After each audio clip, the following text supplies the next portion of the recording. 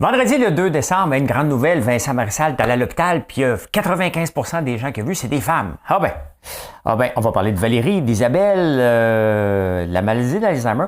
On se reconnecte. On a tellement de bonnes choses. Soyez-vous tranquillement. On passe ça tout de suite.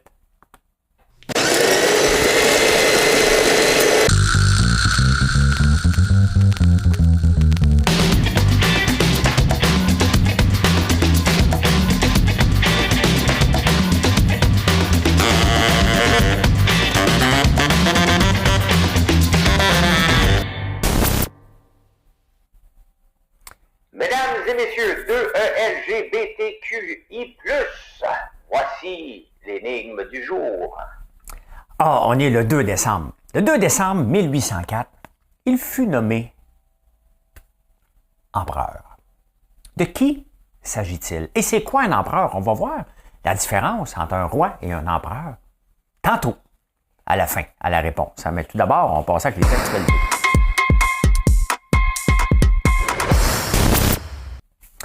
Le fils à Marilyn était malade cette semaine. C'est pas de nouvelle, ça. On veut-tu le savoir, ta vie privée? Non, c'est parce qu'il était malade lundi, mardi, mais il n'était pas tout seul. Il n'était pas tout seul à la maison, hein? Working from home, 158 000 étudiants, élèves étaient malades lundi. C'est énorme, hein? L'influenza frappe fort, mais la beauté, c'est qu'un bon système, ça recommence vite fait. 13% des élèves étaient absents. Quand même, hein? Quand même, 13%, c'est énorme, hein? Et une percée dans la maladie d'Alzheimer. Ce qui est intéressant, 36 millions de personnes dans le monde souffrent de la maladie d'Alzheimer et c'est une maladie qui est épouvantable, hein? Qui est épouvantable que quelqu'un ne te reconnaisse plus. Tu sais, c'est quelque chose. Mais là, ils ont fait une percée, puis c'est ça la recherche. Hein? Je fais beaucoup de jokes sur la recherche, mais la recherche, à un moment donné, finit par avancer puis trouver. Mais ils ont trouvé quelque chose qu'éventuellement, on va considérer peut-être un jour l'Alzheimer comme le diabète, hein, qui n'est pas drôle.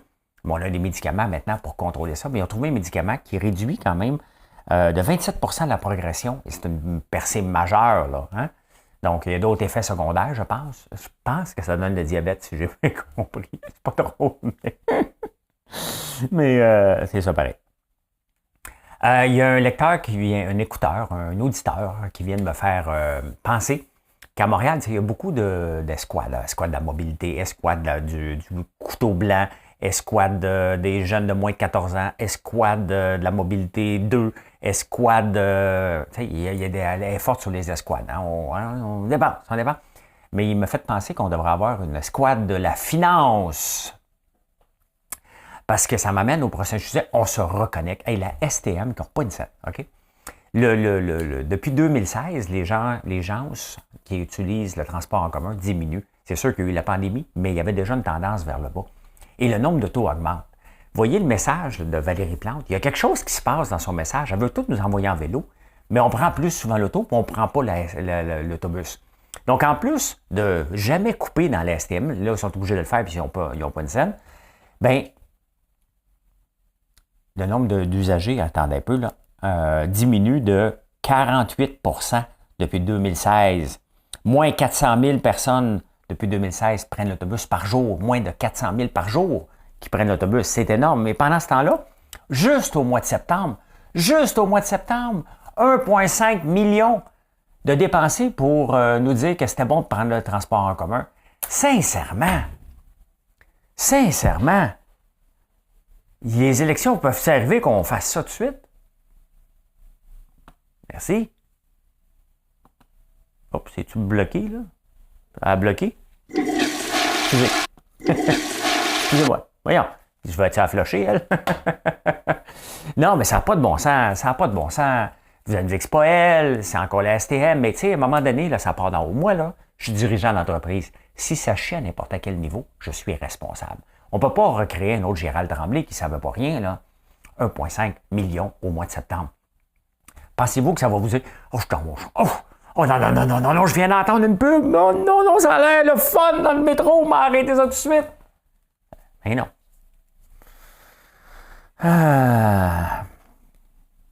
Faut comprendre pourquoi que les gens, hein, on prend pas il y a des gens qui prennent l'épicerie cyclable, mais on prend plus l'auto. Pourquoi qu'on ne prend pas le transport en commun? Il faut tout comprendre ça, hein, avant de dépenser une fortune. C'est la même mairesse qui en pleine pandémie, voulait attirer des gens au centre-ville de Montréal avec des clowns. Hein? C'est ça qu'on a mis au pouvoir. C'est ça que vous avez mis au pouvoir. C'est ça que vous voulez. Mais on commence à payer le prix de son incompétence. Hein? Je ne sais pas ce qui va arriver si, mettons, à m'écoute des fois. Mettons qu'on s'en va dans une soirée et il y a quelqu'un qui dit, son attaché de presse, il dit Madame Plante, voici François Lambert, Big Brother, mais voici ce qu'il dit sur vous.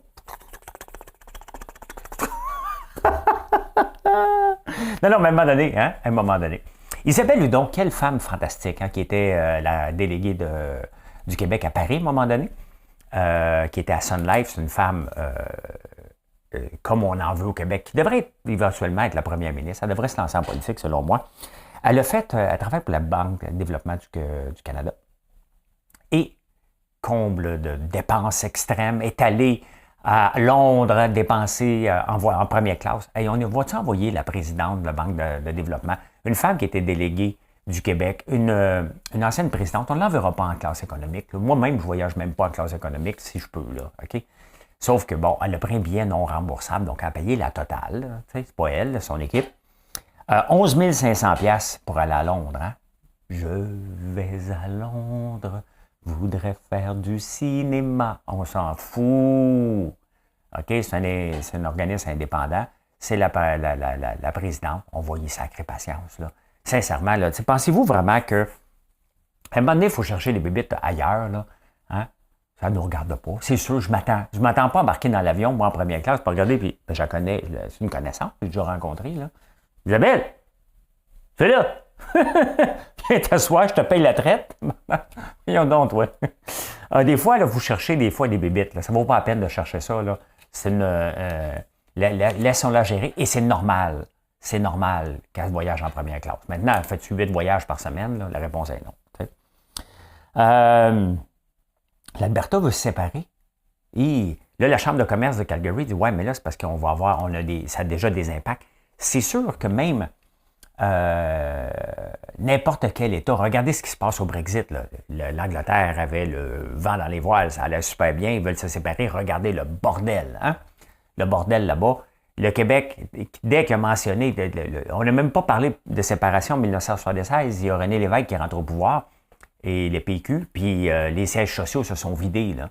C'est normal que dans une insécurité, n'importe où dans le monde, hein, n'importe où dans le monde, dès qu'il y a une petite insécurité, les gens ne viennent pas investir. C'est comme ça. Les seules places que les gens viennent investir, quand même, c'est insécure, c'est les crypto-boys. Donc, c'est normal que la Chambre de commerce de Calgary s'inquiète un peu. Par rapport à ça, mais c'est comme ça. C'est sûr qu'il va y avoir une insécurité, puis il va y avoir des désinvestissements. Mais puisque c'est la place du pétrole, il ne faut pas s'inquiéter. Je ne sais pas si le Québec va aller voir l'Alberta, hein, parce que le Québec aime ça se promener un petit peu partout. Les péquistes, pour aller voir partout. « Ah, l'Écosse va se séparer, on va aller les voir. Hein? » Vous vous souvenez de PKP, il avait fait ça. Puis ils sont dans la rue, puis il y avait Barcelone aussi. Je me demande s'ils vont faire la même chose en Alberta. Ils vont dire « Oh, attends un peu. Hein? » Parce que, tu sais, au Québec, là, c'est parce qu'au Québec, là, on dépend un petit peu de l'argent de l'Alberta pour la péréquation, fait qu'on est un petit peu moins effronté de « Allez, vous allez, c'est séparé, hein, c'est 2 poids, 2 mesures, hein? 2 poids, 2 mesures, hein? 2 poids, 2 mesures, ça vient de où, ça? Hein? Ça vient de où, 2 poids, 2 mesures? Est-ce que ça vient de 2 poids? Donc, OK, un poids de 5 livres, un poids de 2 kilos. C'est comme ça, hein? Livre, kilo, je ne sais pas. Hein?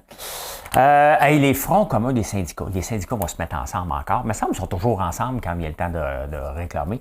Ils veulent avoir 2, 3, 4. Hein? Puis là, ils disent au gouvernement, si vous ne nous donnez pas, hein, c'est tous les syndicats, les syndicats de la fonction publique, hein, du Québec, puis ils disent, il y a 420 000 personnes. Puis là, ils disent, si vous ne donnez pas ce qu'on veut, vous allez perdre des employés.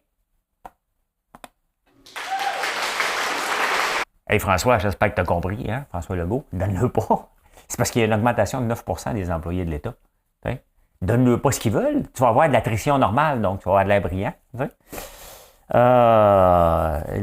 L'inflation, là, il faut qu'on contrôle ça au plus vite parce que le monde est juste trop gourmand. Trop gourmand.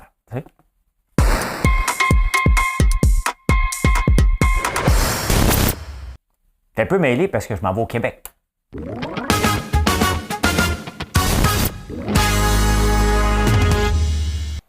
Quel est le rôle d'Hydro-Québec? Hein? J'en ai parlé hier, mais quel est le rôle d'Hydro-Québec? Fournir de l'électricité ou faire de la politique?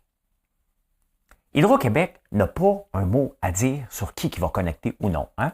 Hier, j'en ai parlé, ils ne veulent pas connecter les gens qui ont en haut de 50 mégawatts parce que non, c'est 18 000 maisons, on va choisir. Tu n'as pas à choisir. T'en fais. Hein? T'en fais. Tu branches tout le monde, puis ça, c'est le gouvernement qui va décider si on fait d'autres barrages après.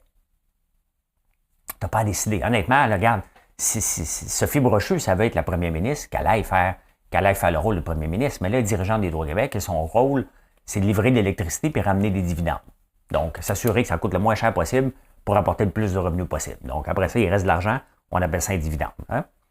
En parlant d'Hydro-Québec, François Legault dit qu'il a besoin d'un demi-barrage et ça presse. Sauf que la minute qu'on dit oui, on a 15 ans avant qu'il devienne en service. On est en 2022. Si vous ne le saviez pas, là, que vous étiez dans une grotte puis tu viens d'ouvrir YouTube, tu dis, on le voit YouTube, ça existe-tu? Là, tu arrives, ouais, on est en 2022. Ça veut dire que c'est en 2037.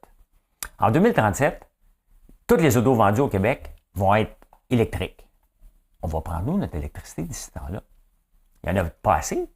Puis là, toutes les autos achetées en 2035, à partir de 2030 ou 2035, je pense ici, vont être électriques. Sans compter la progression normale.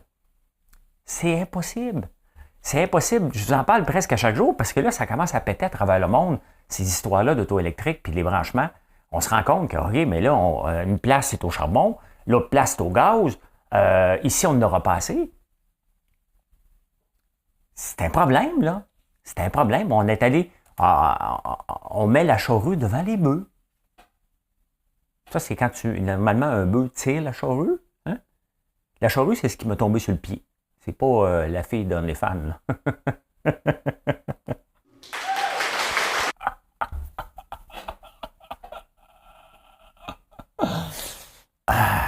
C'est même, on appelait ça quand on était jeune. Je ne sais pas si on appelle ça comme ça encore. Hein? Hey, Québec solidaire, chiale contre François Legault, ça n'a pas pris temps la première journée. Hein? Les corps de richesse, t'en occupes-tu? Hein? Puis les familles ne seront pas capables de passer Noël. Ben, ils viennent de donner 500$. L'affaire, c'est qu'il l'a donné pour eux autres. Mais il en a décidé d'en donner en même temps pour les autres. Mais au moins, ceux qui en ont vraiment besoin du 500$, qui n'iront pas le dépenser, qui vont s'en servir pour se nourrir, puis se loger, puis tout ça, c'était pour eux autres le 500$ qu'ils vont avoir dans les prochains jours. Fait que lâche le morceau, là, Québec solidaire, là, tu sais. Et puis en élection, là. Hein? En parlant de ça, Vincent Marissal a fait une étude, il est allé voir les infirmières. Hein? Il disait que le gouvernement fait de la violence institutionnelle. Tu sais, des fois, Vincent, tu aurais dû rester journaliste, des fois. Hein? Tu serais peut-être au débatteur avec moi. Tu ne me regarderais pas parce que j'ai déjà fait une émission de télévision avec lui, puis il ne me regardait pas. J'étais journaliste. Il parle juste... des fois, les journalistes font juste parler entre journalistes. Là. Ils se font écho des fois. Oui, puis là, il a rencontré, puis il a dit, c'est épouvantable, 95% des gens que j'ai rencontrés, c'est des femmes. Ben, vous savez pourquoi faire qu'on dit le métier d'infirmière, hein? On veut être inclusif, dire infirmier, infirmière, là. Mais c'est comme le monsieur Tupperware, là. C'est des madames Tupperware, puis il y a un monsieur, à un moment donné, qui apparaît, là. Ben, c'est ça que les infirmières, il y a un monsieur, à un moment donné, qui apparaît. Il n'y en a pas, t'sais. Mais oui, c'est des femmes, mon Vincent. La violence institutionnelle, hey, arrête de capoter, là. Hein? Faut pas capoter. Mais le problème, là, c'est que tu sais, si on va attirer des gens dans une profession, il faut quand même la rendre belle un peu, là. Faut arrêter de chialer tout le temps. Qui veut se lancer comme infirmière en ce moment? C'est ça qu'on entend depuis des années que c'est de la misère. Je m'en allais dire noir, mais j'ai peur que ce soit un mot banni maintenant. Là. Le mot en N commence à être... Le mot en N, virgule S, hein, commence à en avoir beaucoup. Ben c'est ça, c'est de la violence.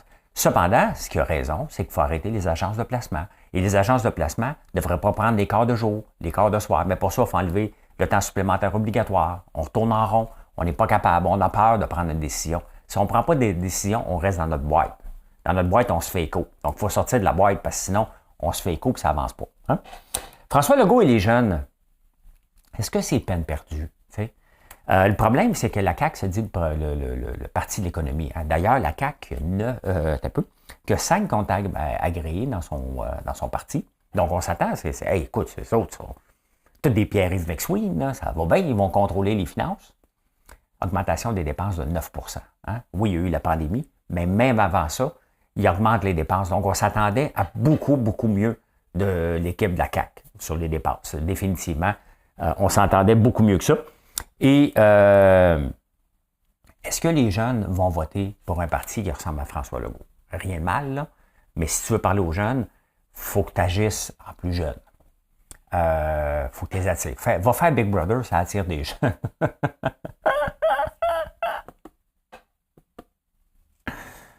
Oui, mais j'ai fait Big Brother, moi. Fait que ça me. Les jeunes, quand je me déplace maintenant, les jeunes avant ne me connaissaient pas. Donc, François Legault, Big Brother pour toi. Je vote pour toi, candidat numéro 3, saison 3. Ça attirera jamais. Parce que les jeunes veulent autre chose que ce que la. Puis les jeunes, là, le parti de la CAQ parle beaucoup d'économie. On ne l'enseigne pas à l'école. Fait que pour eux autres, ils ont peur de ça. Puis pendant qu'on ne parle pas d'économie, Valérie Plante et sa gang sont capables de nous faire dire qu'il n'y a pas d'augmentation de revenus, alors qu'on a à peu près comme 10 000 condos supplémentaires à chaque année. Ça, c'est la plus grande menterie des augmentations basées sur le 2 d'inflation des taxes foncières. C'est la plus grosse menterie qu'on a, je dirais, financière au Québec. Hein? On n'en parle jamais qu'on a de nouvelles maisons, des nouveaux revenus. Non, on fait croire qu'il n'y a pas de nouveaux revenus constamment. Hein? Le PQ, bien écoutez, ils n'ont pas rentré, ils se sont fait refuser la porte par la sergent d'armes. Au moins, on a mis un visage, on l'a vu, la madame. Puis, mais là, est-ce qu'ils se tiennent debout? Oui, boudent. C'est parce que là, ça fait 60 jours. OK? Ils veulent faire passer leur point. C'est parce que pour avancer la société québécoise, là, ça, c'est une petite virgule que tu ne sais pas où la mettre. Tu le mets-tu avant le mais? Parce que, tu sais, quand on met un mais dans une phrase, il faut mettre la virgule avant. Là, tu l'as peut-être oublié, mais on est capable de lire la phrase pareil, là. OK? Il faut passer à autre chose. Vous boudez, là. Ça devient long, votre affaire. Ça devient fatigant, même.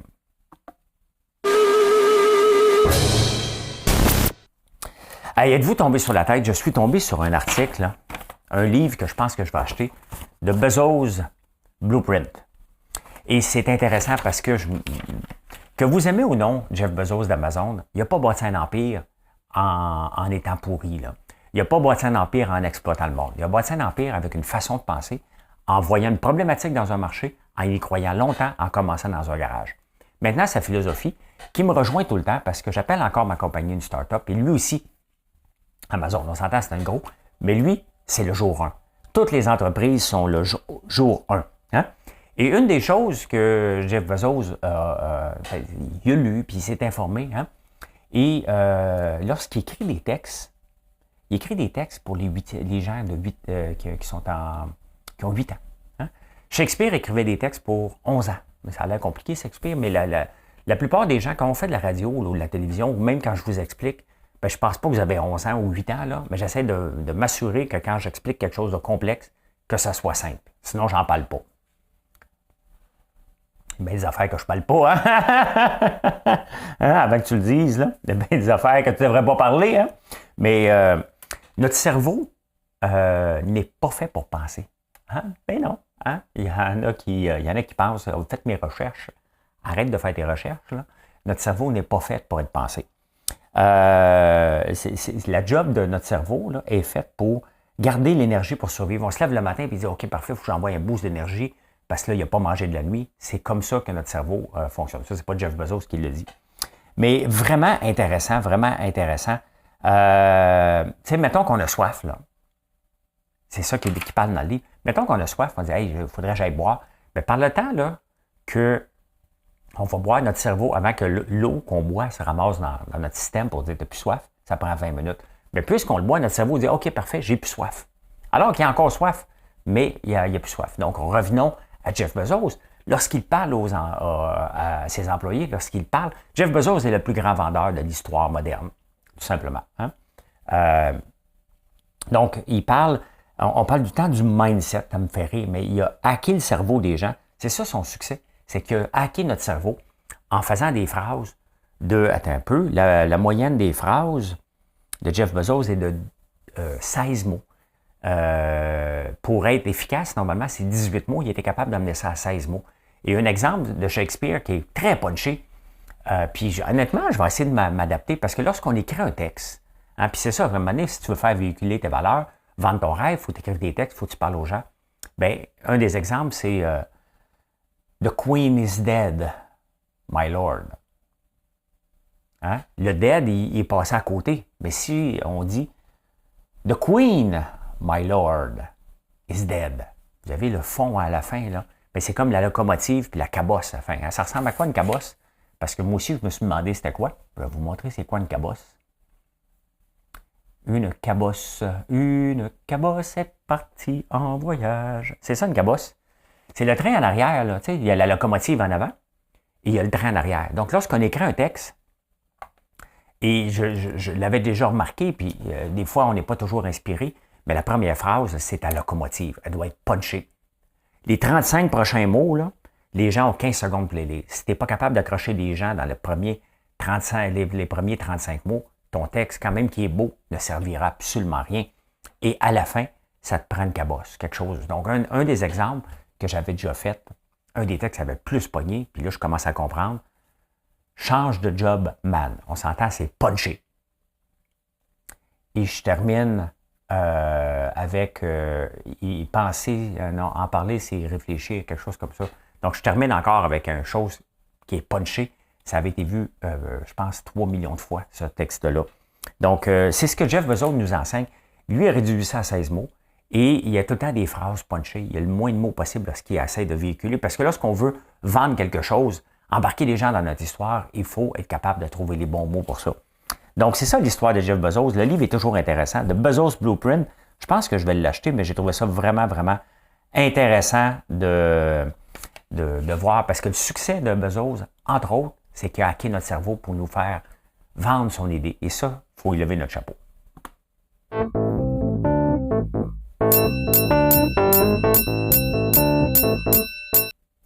Eh bien, le showbiz, le syndicat rencontre enfin Bouclin. Bouclin, qui est le président sortant de Groupe Sélection, il n'est plus là.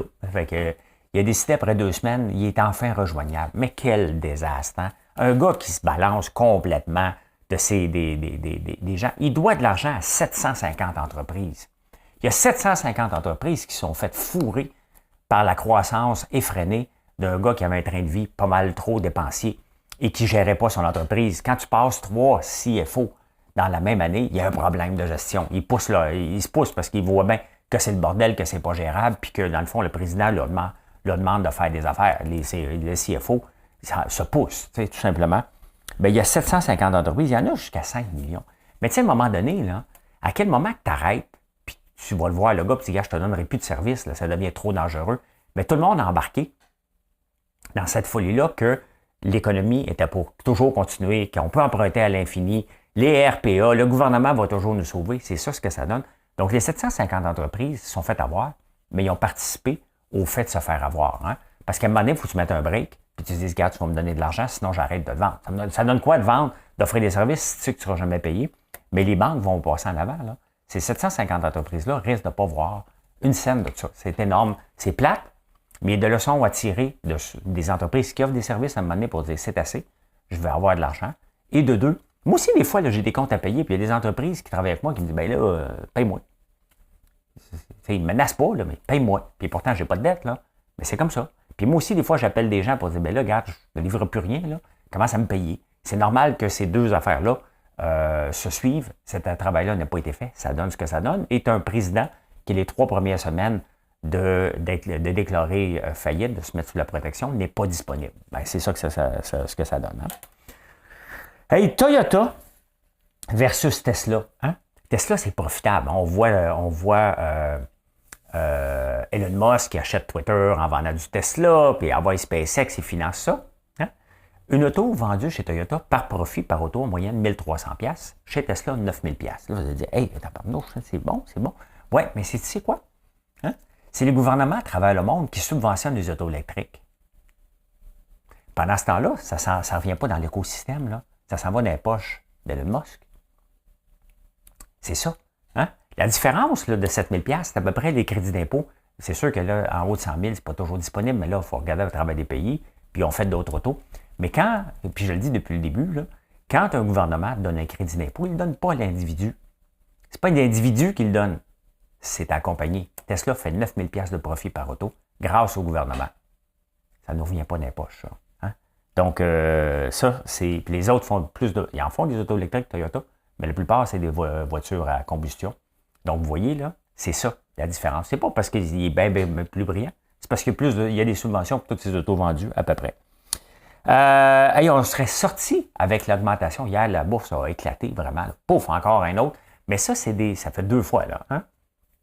On est en bear market. Donc, techniquement, on a descendu de plus que 20% depuis le mois de septembre. On a eu l'autre jour, à peu près il y a 2-3 semaines, un head false. Donc, ça a monté. Ça a redescendu un peu. Là, on vient d'en avoir un deuxième. Dites-vous qu'en 2008, on a eu 8 coups comme ça avant que ça reparte pour le vrai. Donc, celui-là, aujourd'hui, c'est en train de redescendre un peu. C'est normal. Il va en avoir des coups comme ça. Mais tu sais, ça descend. Ça monte beaucoup, ça redescend un peu. Ça remonte beaucoup, ça redescend, mais jamais. Donc, on est en train de remonter. Et tranquillement, quand même, la bourse est en train de revenir à son niveau qui était 36 000. Le Dow Jones est presque à 34 000. Donc, voilà. Et DoorDash, je vous montre quelque chose sur DoorDash. Encore là, la croissance est freinée. Quand vous voyez une entreprise là, qui a une croissance, puis on les voit partout, bien, dites-vous que ça vient avec un prix. Et je vous montre. Voilà DoorDash. Hein? DoorDash, depuis 2019, n'a jamais fait une scène. N'a jamais fait une scène. Regardez les prix, l'action à la bourse qui tombe aussi. Et c'est une compagnie mais là, ils sont en train de mettre dehors 6% des gens. C'est ça, hein, quand vous voyez, là, elle a de la progression, regardez les finances. Regardez toujours les finances de ces entreprises-là en premier lieu, parce qu'il y a une croissance à tout prix. On l'a vu, Groupe Sélection, là, c'est une grande croissance, puis à la fin, tout est beau, braterie. Il faut que je fasse recharger. Il faut que je check ça. Donc, voilà, DoorDash. SBF pour FTX, la crypto, finalement, c'est un con. Il dit qu'il n'a pas fraudé personne, mais il a quand même donné 122 millions à ses parents qui s'achètent des affaires. C'était pas géré. Il y avait un avion parce que Amazon ne livre pas aux Bahamas. Donc, il y a un avion qui partait de la Floride à tous les jours pour amener des affaires pour les employés commandent sur Amazon. Hein? Une autre leçon, OK? C'est pas parce que tu es un programmeur, que tu es un financier, puis donner autant de milliards à ce gars-là est une gaffe monumentale. Il faut remettre des financiers dans la crypto si on veut. Il se dit qu'il n'est pas un grosseur, qu'il se promène partout comme non, j'étais juste nono. Bien, c'est sûr que c'est bien mieux de jouer au nono en ce moment avec l'argent que tu as volé de tout le monde. Là. Voilà. Hein?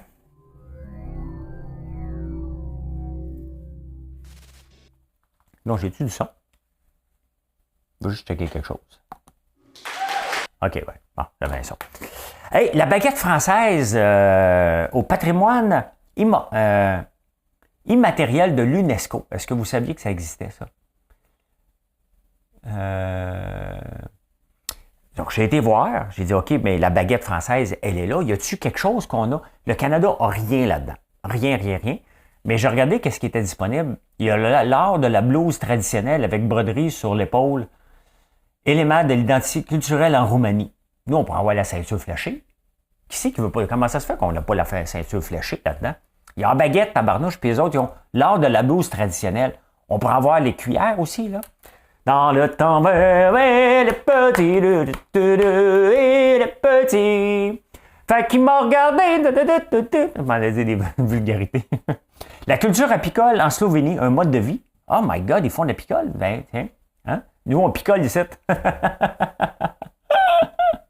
La fabrication et la pratique de l'oud en Iran. Donc, il y a certainement quelque chose qu'on pourrait mettre à la savonnerie manuelle des cloches. Wow. La sonnerie manuelle des cloches. La semaine sainte au Guatemala, il y a un paquet d'affaires. La baguette est allée là, puis nous, on n'a rien qui mérite d'aller là. Bien, c'est sûr qu'on a quelque chose, là. Intéressant, ça s'appelle... c'est à l'UNESCO. Consultez la liste du patrimoine culturel immatériel et le registre des bonnes pratiques de sauvegarde. Bien, on n'a rien, mais la baguette française, elle est là maintenant. Hein? Et je vous montre le lancement de Windows en 1985. Faites attention. C'est... Attendez un peu. C'est... Voilà. Voilà. C'est le lancement. Bill Gates qui danse. Ça ressemble un peu au malaise de de Dominique Anglade. Hein? Et regardez-le. Et c'est un spectacle. Hein? Ceux qui ne voient pas, imaginez-vous François Lambert à la puissance 10 qui danse. Donc, c'est ce que ça donne. Une gang de nerds qui dansent. Hey, la génération Z, ils commencent à avoir des bébés, ces enfants-là. Ils sont nés entre 97 et 2012. Bien, ceux qui sont nés en 97 ont 25 ans. Et là, les mères de 25 ans ont dit, là, le Père Noël, le Santa Claus, là, on va le dire tout de suite aux enfants, il n'existe pas. Maman, quel Père Noël, vous savez? Il n'existe pas, le Père Noël, il n'est pas vrai, là. Non, ils ont dit, c'est assez le niaisage, là, puis dire Santa Claus ne sera pas gentil, là. Santa Claus, puis Santa Claus par-ci. Et la même génération, on était plate, la génération X. Nous, on n'a rien. On a juste suivi nos parents, hein, les boomers. Mais la génération Z, ouais, c'est fini le Santa Claus pour eux autres. Eux autres, ils disent à leurs enfants, ça n'existe pas, point final. Hein? La génération des milléniaux, je vous en ai déjà parlé, eux autres, là, ils ont presque mis la mayonnaise à terre et les napkins aussi. Ils en font bien des affaires, eux autres. On est donc bien plates, nous autres. La génération des milléniaux, eux autres, 56% achètent moins de napkins, 86% achètent du papier de toilette. 14% qui n'achètent pas du papier de toilette, ils achètent quoi, eux autres? Un bidet? Ils ont un bidet? Je sais pas, hein? Le changement d'heure, hein, on vient de vivre le changement d'heure, hein? Donc, dans les deux semaines qui suivent le changement d'heure, la première semaine, le taux de mortalité augmente de 1,8%. La deuxième semaine, de 2,9% que ça augmente la mortalité. On n'a pas 2,9% des gens qui meurent, ça augmente par rapport au reste de l'année. Donc, voilà. Puis la fin de semaine aussi, on meurt moins la fin de semaine. Là. Des fois que vous vous demandez là, si ça tente de mourir, meurt un lundi. Il y a moins de stress la fin de semaine, donc on meurt aussi beaucoup de stress. Hein? Connaissez-vous c'est quoi un attel? Tombez là-dessus. Un attel, c'est en Suisse. Je suis en train de lire le journal, puis on dit le nombre de natels. J'ai dit, bon, de quoi qu'ils parlent, eux autres? C'est-tu naturel? Ben non. Julien a perdu son attel, souvent invoqué pour se donner une bonne conscience, le recyclage des natels usagés pose problème, vient d'une abréviation de suisse-allemand, National Auto Télécom. C'est le nom du réseau de télécom de Swisscom. Donc, en lisant les journaux, ils ont dit le nombre de natels. J'ai dit, bon, non, ils ont oublié R, là, tu sais. Non, c'est un téléphone. Connaissez-vous le Stalking Cat? Il est décédé. Je vous montre le Stalking Cat. Lui, son problème, c'est qu'il voulait ressembler à un tigre. Fait que lui, il a dépensé 200 000 $ pour ressembler à un tigre. Donc, il ressemble à un tigre. Regardez, c'est assez laid, hein? Puis, il est décédé, là. Mais quel médecin assez fou a été lui faire ça? Le gars voulait ressembler à un tigre. Tabarnouche, hein? Stalking Cat, il est mort. Il est mort à un moment donné. Eh bien, pendant que je suis là, je vous montre la fontaine de Trévi à Rome. Si ça tente de devenir millionnaire, là, OK? Il y a toutes sortes de trucs. Tu pourrais, travailler fort. Tu sais, non. Colle-toi à côté de la fontaine de Trévi et quand quelqu'un lance 1 euro là-dedans, va le ramasser. 1,1 million d'euros dans la fontaine de Trévi. Hein? Moi, Trévi, tu as pensé que c'est la place de piscine, la gang de copieux. Ça ne ressemble pas tout le temps à la même chose à Trévi. Ils sont dans des parcs industriels. C'est ça, Trévi. C'est à Rome et 1,1 million d'euros sont là-dedans. Hey, vous savez que j'écoute souvent, comme presque à tous les jours, des lions. Là, j'ai regardé des éléphants qui accouchent. Oh, c'est impressionnant.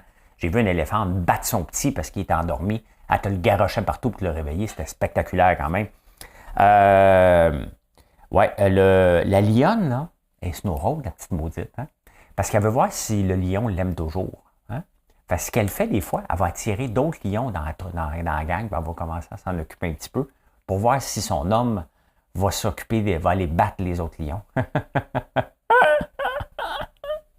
Fantastique! J'ai jamais vu ça. Oui, fait que elle va s'occuper à un moment donné, il y a un autre lion qui va arriver dans le pas loin. Mais... Puis là, l'autre mâle va dire, tu fais ça, s'il fait rien, là. Elle veut le rendre jaloux.